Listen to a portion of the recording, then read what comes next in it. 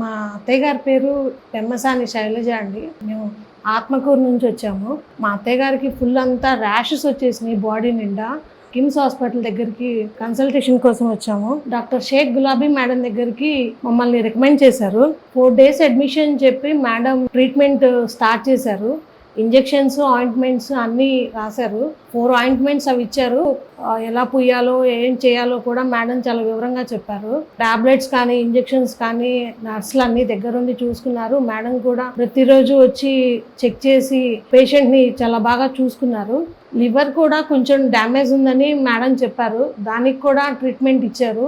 ఇప్పుడు liver functioning కూడా చాలా బాగుందని చెప్పి మేడం చెప్పారు. ఇప్పుడు 4 days అవుతుంది, మొత్తం తగ్గిపోయింది. చాలా హ్యాపీగా ఇంటికి వెళ్తున్నాము. Thank you for doctor Shaik Gulabi madam. Thanks for KIMS hospital.